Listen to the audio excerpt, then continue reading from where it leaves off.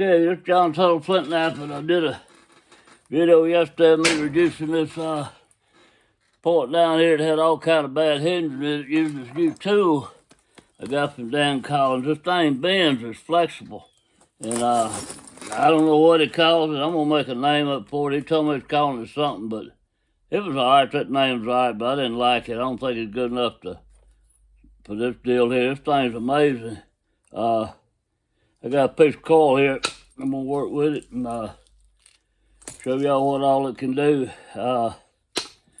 Normally I would thin this down by percussion a lot more. I don't ever start indirect percussion this thick, but I wanted to try and see what would happen if I did. And so far I'm real happy with the results I'm getting. That piece didn't run like I wanted it to. I mean, it did okay, but that one did. Look at that. I'm trying to get them on a long ways across. That first one about a fourth of the way across, the other one halfway. So it did good, but I'm learning it. Yesterday's the first day I did it, and got a YouTube on it. Title of it, Dan Collins, Indirect Percussion, I think, tool. And,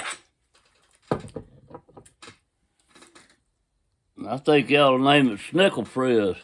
S-C-N-I-K-L-E-F-R-I-Z, Snickle Frizz. Because that is the worstest thing it is. Don't get nothing no worse than a Snickle Frizz. I mean, that's bad due to the Snickle Frizz.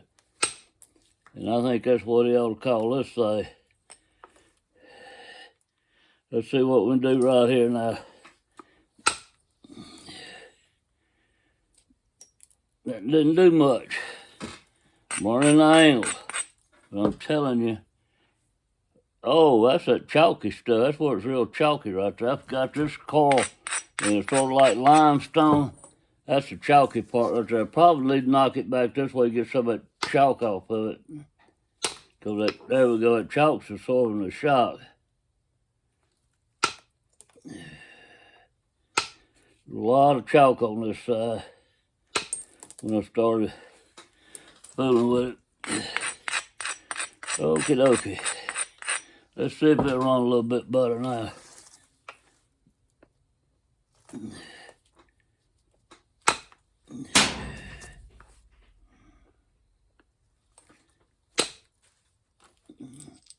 Look at that. Also, I'm using this to hold it on my leg instead of a belt or something.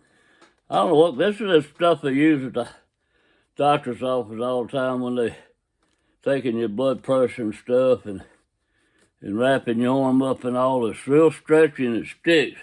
So you don't have to have a belt. I just wrap around this thing here and come around that way, and it's secure, and I make it tight where it don't wobble too much, but yet it's not uncomfortable. To me, it's a lot easier than trying to adjust a belt or a stripe or something like that. Also, I got a thick pad of newspaper under here. I didn't have that yesterday. I just had one little thin sheet, and I had it try to keep it cutting my pants. So I don't know if that's going to make a difference or it's going to make it better or worse. We'll see. I don't satisfaction to any, man. You can't beat that right there. That's a pretty good run.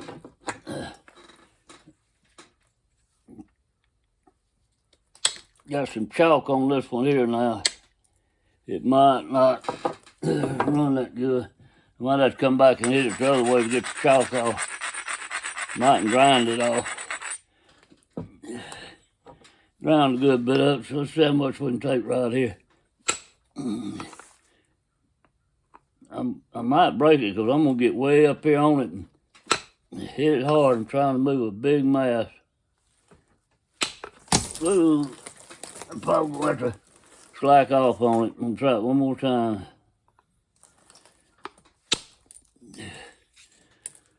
Took that big mass off. That's impressive. That's stuff I would take off with a billet. I wouldn't try indirect percussion on something that thick. Like I say, I never have done indirect percussion that much, but I've never done it on anything real thick. I always wait till I get it down about ready to pressure flake, and then I play with my indirect percussion. I'm not an indirect percussion man. I play with it some. I always done, I was the first guy ever to try it. Now, I'm going to be honest with you, and I don't know why I did it. I guess I was young and foolish, but I laughed at him, and I wasn't the only one. A lot of the older nappers, older than me, and I was a young kid. I was probably in my late 20s, and I laughed at him. But some of the older ones, I'm going to call their names out. Some of them published books and stuff like that.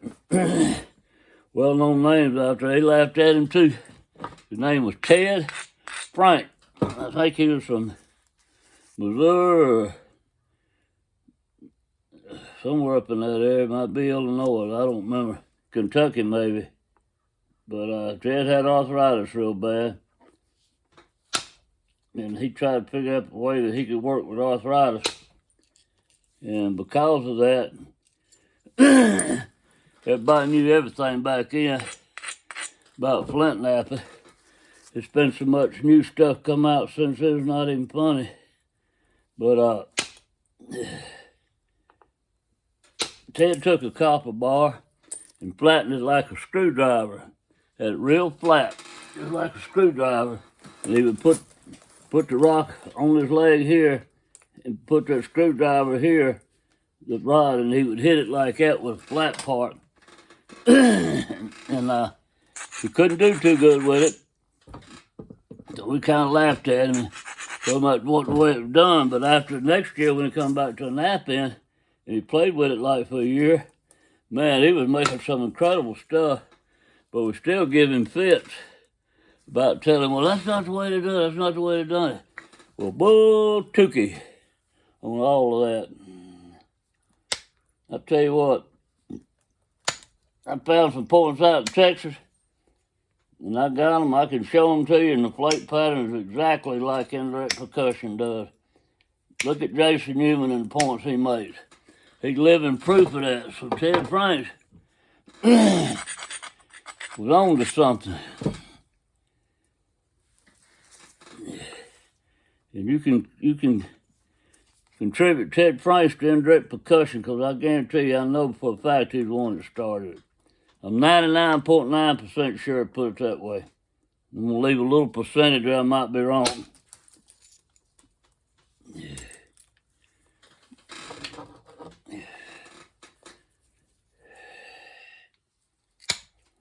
Okay, this here, I would have never ever, with a regular Indirect Percussion method, where you just put it under your leg and it's solid on the handle or something like that, or a solid piece of copper. I use a lot of solid piece of copper like this for Indirect Percussion. I just stick it under my leg.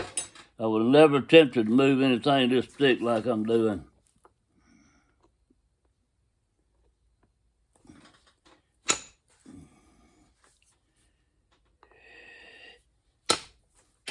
Wow. That went all the way to there. Like maybe a quarter of an inch going all the way across.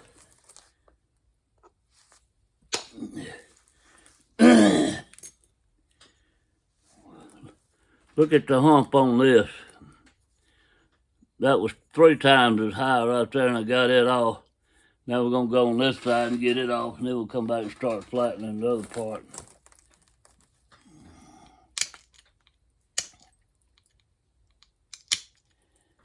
I do know this.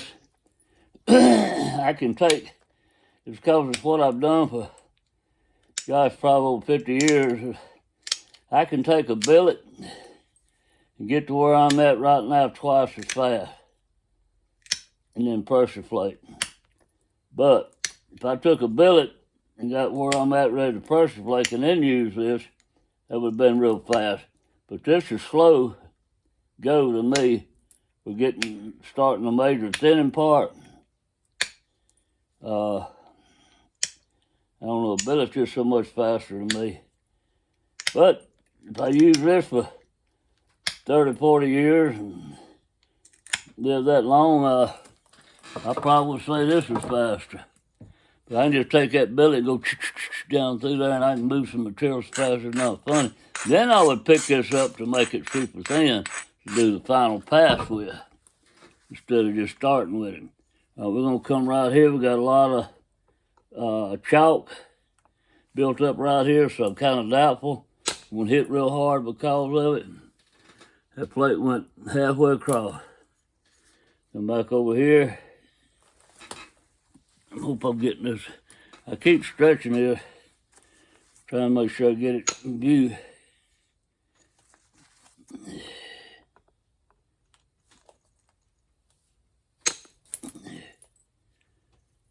That one went halfway across.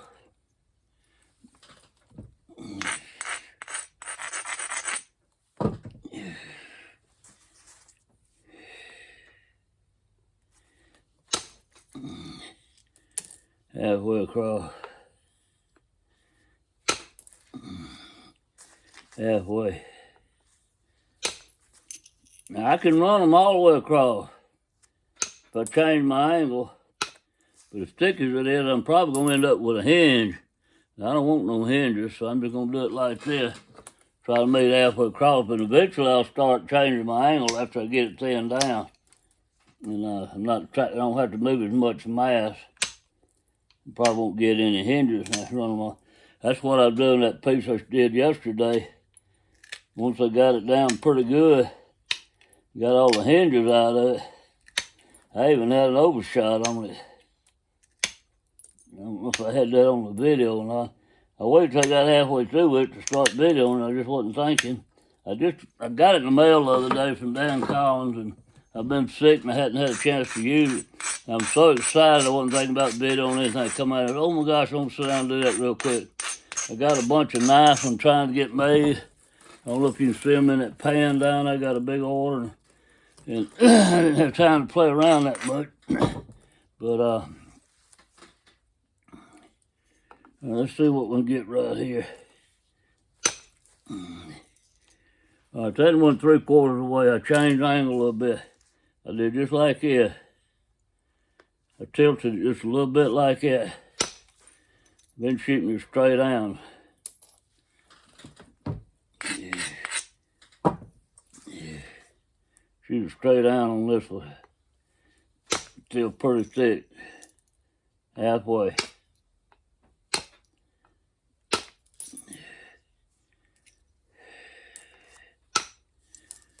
All right, now we'll come on this side. Whoop. Run one more on this side here. Let me fix me a little isolated platform here.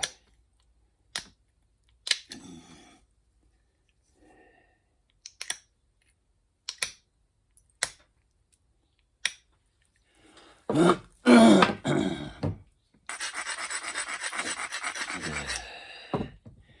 going to try to come right across there and see if I can catch it in my hand.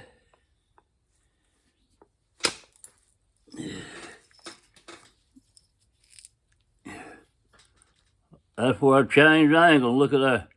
It liked about what do you say, 1/8 of an inch going all the way across. And look at that big hump it moved out of there. Now I'm come back this way and start getting the hump out from this side.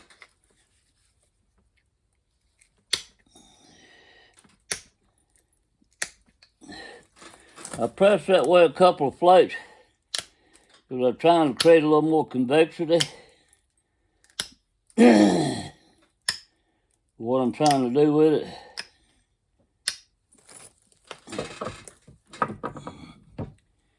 Now I'm going to grind it down and check it out. Yeah, I'm going to try to run this way with it. Got some good convexity on it. I might can angle it a little bit and run a long plate that way. The plate went all the way up through there. Do the same thing right here.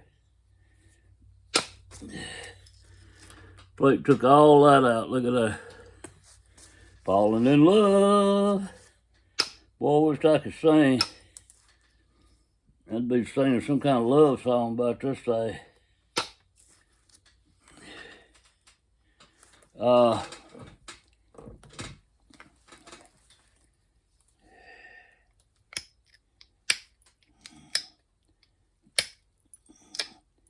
If I use this thing probably 40 hours or longer to learn all the angles and what'll happen and all, I'm telling you, I believe it would be,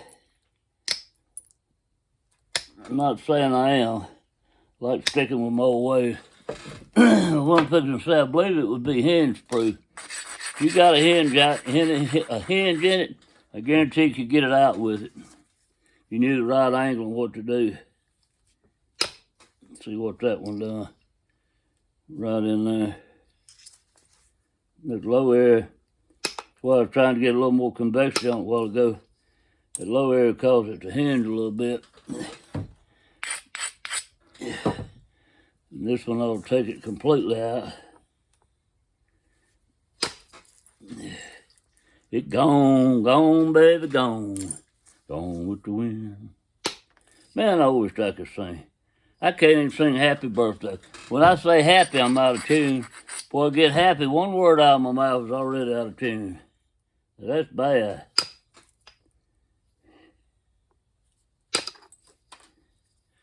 But my mother-in-law always said, if somebody can't do something, instead of talking bad about it, if you can't say nothing good about him, don't say nothing at all.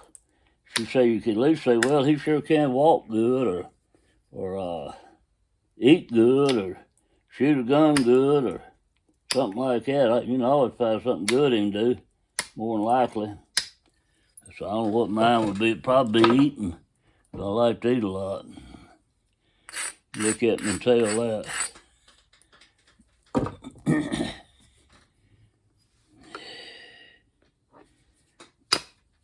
Oh, I come down and hit that with my finger. Ooh, oh my gosh, that hurts. I won't cry. Look, it split my fingernail a little bit right there. Oh, that's hurting so bad. And I gotta get that finger out of the way. Look where I'm putting that finger this time. I ain't want that problem to happen no more. Holy smoke. I didn't even think about that happening. Had my finger wrapped around it. Like an idiot. Woo! I was bleeding somewhere. I don't know where.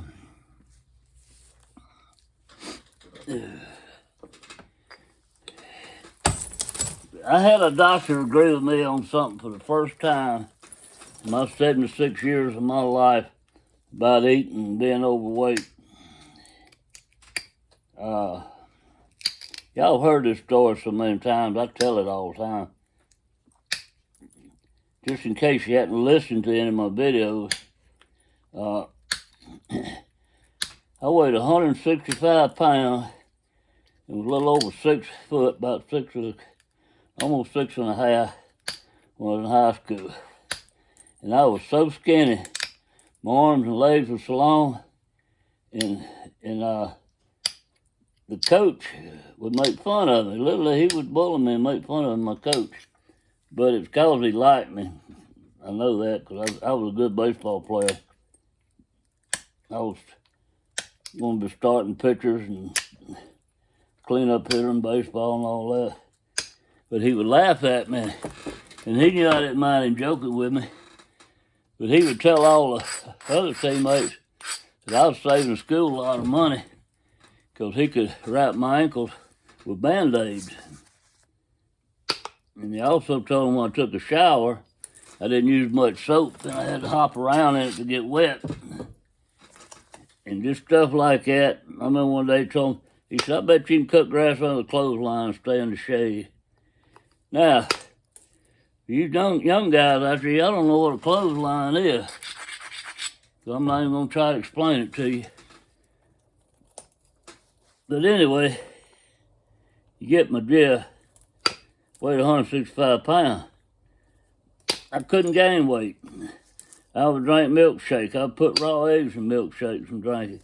I wanted to get heavy. I would lift weights. I did everything I could do possibly, and I couldn't gain weight. I'd eat 4 or 5 sandwiches every meal.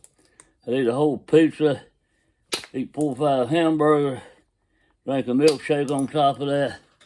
Couldn't gain weight.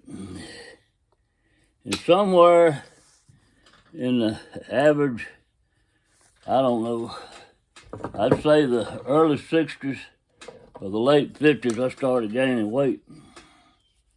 And See if I can get that blood off. I still don't know where it's coming from. I see where it is. I had a little flake in there of that finger. I just flaked it out of the finger because it does. I guess the pressure done shot it up like a briar sticking up. But anyway, I gained weight. I couldn't quit gaining weight. It just kept coming and coming, and I'd exercise. I'd do everything. And the doctor said, you need to lose weight, need to lose weight, need to lose weight. So anyway, about 2 years ago, I think I was 74.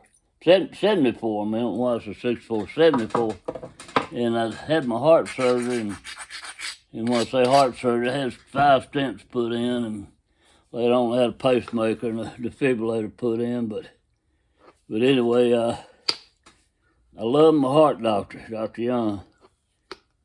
He is the best table-mannered person I've ever known in my life. And he comes in after I had the stents put in and went back for a checkup, and he sits up on the side of that little bed thing. You know when you go in the office, they got the little bed thing you sit on or lay on. I always hate it. And I was sitting down on it, and he sat down beside me, and he put his arm around my shoulder. Now, this guy is every bit of 6'3", weighing about 165 pounds. He has 1 ounce of fat on him nowhere. I mean, he is skinny to the bones, very athletic, rides bicycles, all that kind of stuff, jogs, runs. And he put his arm around him, and he said, you know, Mr. Tuttle, we could all stand to lose a little bit of weight. Instead of telling me, Mr. Tuttle, you need to lose weight, kind of make me feel bad about myself. He said, we can all stand to lose a little bit of weight. And I looked at him, I said, Dr. Young, you're 100% right. And I said, I agree with you all the way. I said, but except for one thing. He said, what's that? And I said, I'm 74 years old and got a bad heart. He got some other problems. And I said, I don't think I'm going to live to see 80. And I said, do you? He said, well, I ain't going to answer that. I said, well, you don't think I will? I said, I know you don't. Not the things I got going on. He didn't say nothing. He just looked at me and smiled. I said, what if I did live to be 80? And I'm 74.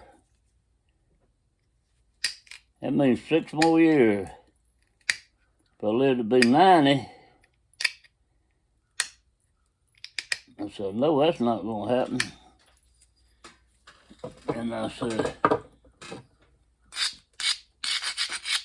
that's not enough time that I think me eating anything is going to make any difference in my life.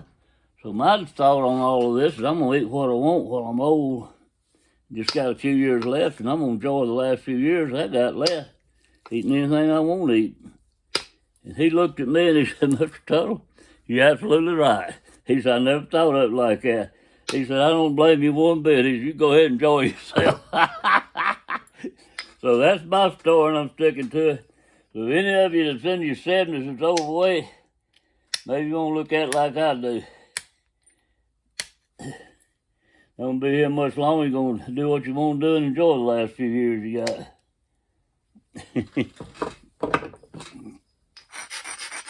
I've been so busy telling my story, I ain't even thinking about this thing here and telling you what I'm doing with it. I'm hoping you're watching and see how amazed I am with it. I mean, I'm going through and taking all these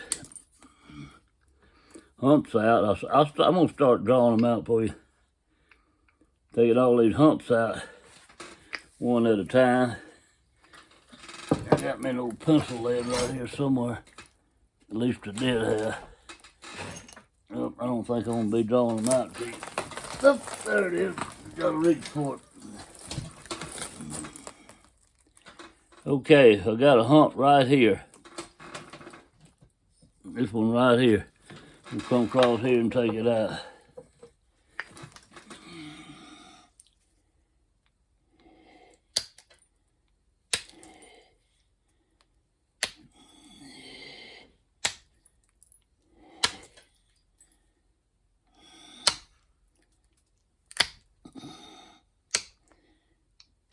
If any of y'all don't know Dan Collins, he lives up in Oklahoma. Moved there from Alaska. He is a nice man. I really like him. Great friend, great guy to be around. Now, where this little gray dot is right here, I'm going to come across, take that hinge. That's what I'm talking about, hinging that pencil mark out. And I'm going to try to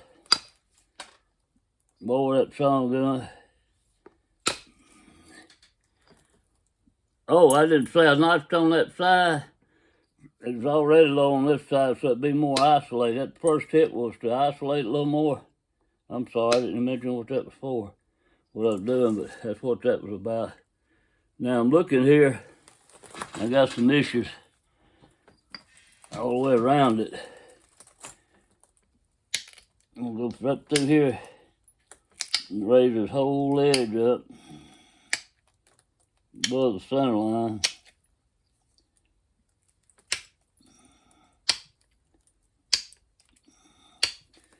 And here's what I'm gonna do right here. I'm gonna pencil it in.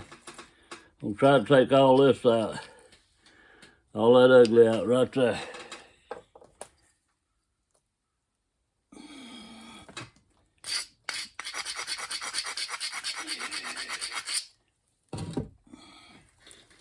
I'm gonna start this way right here. I don't want to take much out.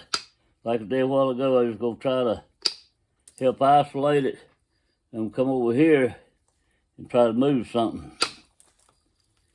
There we go. All that pencil mark's gone. Another one there. Now then. Ooh, dropped my whopper stopper billet. Okay, what I want to do now is move all this right in here. See all the pencil mark. So I'm going to come way down here. I'm going to move this down here too. I put some pencil mark it in. I'm going to go ahead and make me a continuous platform above the center line down through here to do all this. I might have to come back and raise it up a little more. Certain spots I'm not looking, I'm just going down doing the same angle all the way, which might be okay, but once I get it done, I'm going to look at it like right now and see how it looks. I think that's fine. All righty.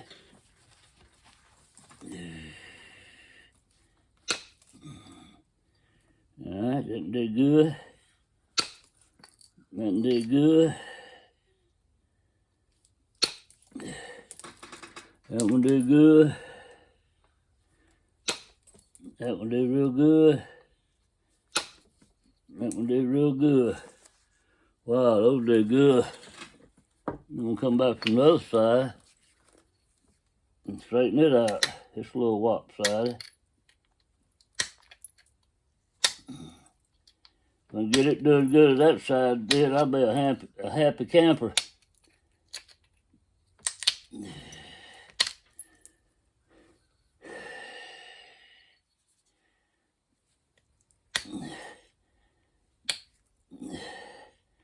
That's a little problem with the bass that I overlooked and made a boo-boo on it earlier, probably even before I started the video on this. And that's why I'm just going to leave it alone and hadn't straightened it out yet. And I probably will pressure plate it out. I will show it to you. I hadn't decided yet. But right there's a hinge, a little low hinge. I'm thinking about running a flute through there. If I do, it'll take that out. I have not decided if that's the route I want to take.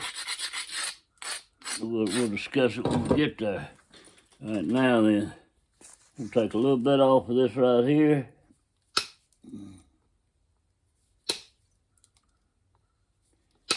I'm turning my angle up sharp like this because I don't want to overshoot.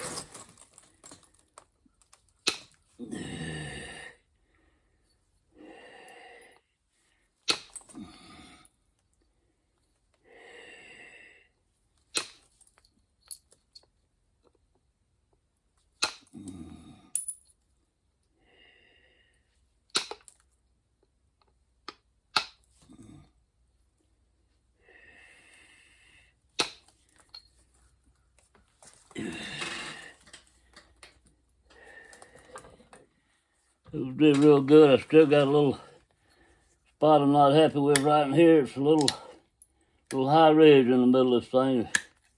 And a little rounded turtleback right here I'm not too happy with, but we'll try it on this side, and if it don't come out, it'll definitely come out on the other side, but we'll try it on this side this time and see what happens.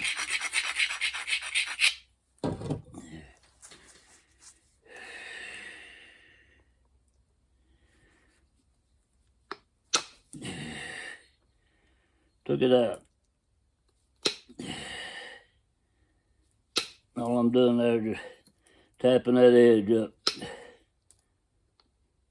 Just raising that platform up, all I'm doing there. Now I'm gonna come see if I can get it out from this side. And I think I see a spot right here that's ready I can hit on, and it'll straighten it out from this side. That other side did real good. Wow, that got it. Okay, we're done, except right in here when you look down, it's a ridge here and it curves that way. And the ridge is more on this side, it's not centered. So I'm gonna try to knock this ridge out and make it flat. I might have to come back from the other side, work on it some, who knows.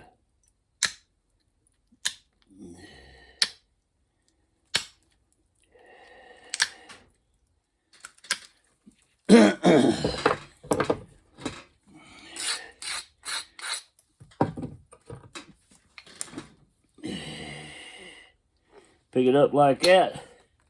I only want to run that far right there. I want to blow out the other side and lose my tip from an overshot. But when I hang it up like this, I'm changing my angle where it's only going to run just a little way so I can get away with it. Now I got to change the angle back the other way. I don't want it to run far now, like that.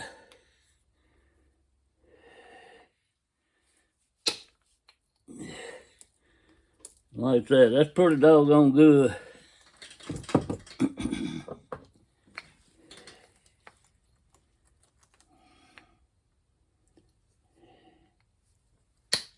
don't know what kind of point I'm gonna make out of this. I hadn't even thought about it. Probably a Dalton. Getting a little narrow for a Dalton.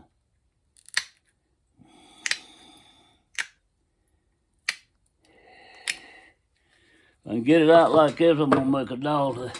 If it don't come out, I'll do something else.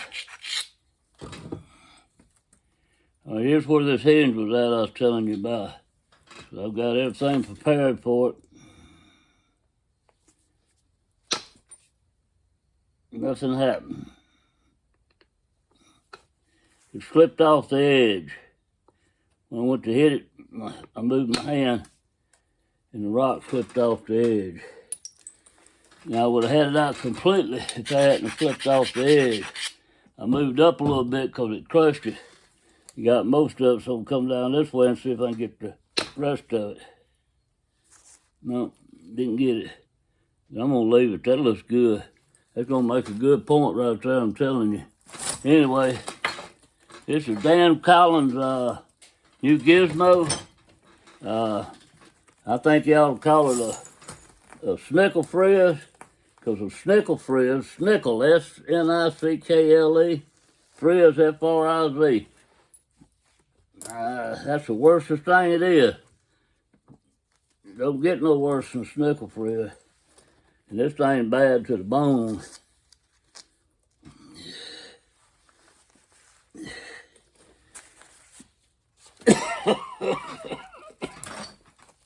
Thank you, Dan Collins. You the man.